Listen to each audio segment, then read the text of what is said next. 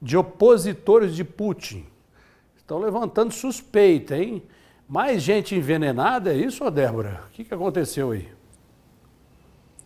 Exatamente, Vicente. Teve uma última morte agora no dia 7, na segunda-feira, que levantou suspeitas somadas a uma série de mortes que têm acontecido há décadas, e principalmente desde o início da guerra, principalmente na Rússia, que levanta suspeitas de mortes políticas. Para quem questiona o poder, isso pode custar a vida. O que aconteceu na segunda-feira foi a morte de um ex-ministro dos transportes, o Roman Starovoyt, que ele foi encontrado morto na região de Moscou poucas horas depois de ser demitido pelo presidente Vladimir Putin. Segundo a imprensa local, ele teria tirado a própria vida.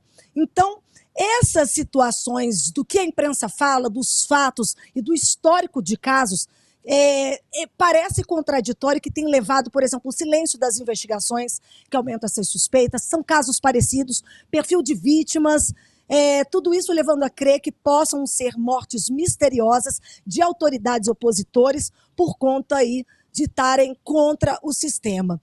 Inclusive, esse ex-ministro, né, quando ele foi encontrado, ele em janeiro estava com Vladimir Putin, aparecendo em reuniões. Foi demitido e apareceu morto.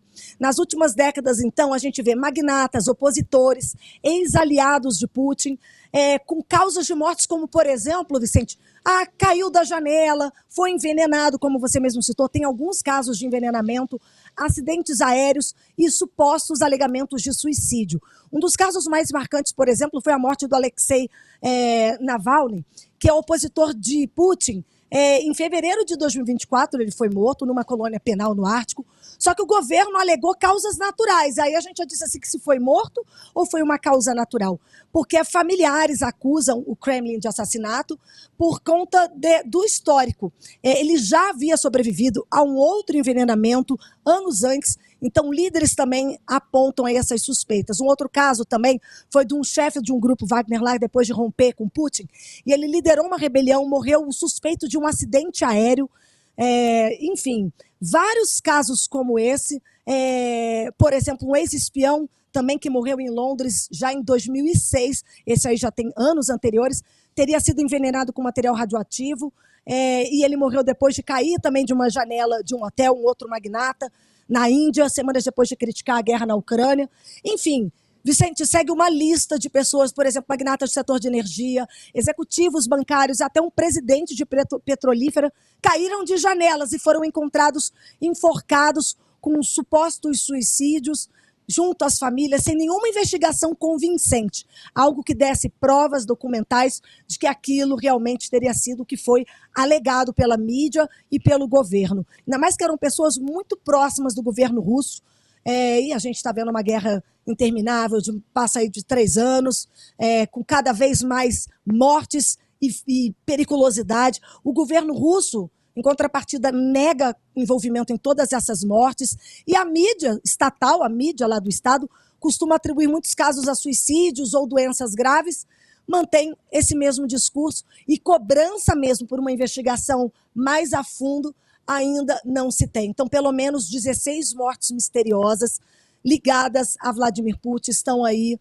colocando em risco a reputação, né? Se é que a gente pode dizer que tem alguma reputação desses líderes aí que estão tão envolvidos em guerra, que só pensam em mortes e não se fala em momento nenhum de acordo de paz.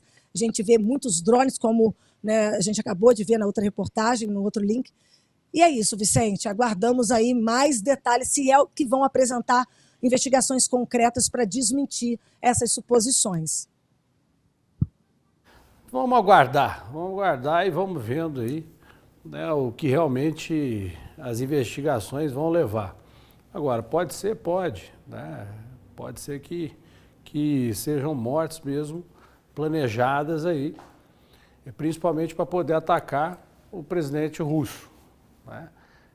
Eu vou dizer mais uma vez, eu estou dizendo isso quase todos os dias, né? A gente não precisa de guerra nem conflito, né? O que está acontecendo simplesmente no mundo é muito triste, é lamentável, né? Ainda mais com certos presidentes aí de países que podem ajudar.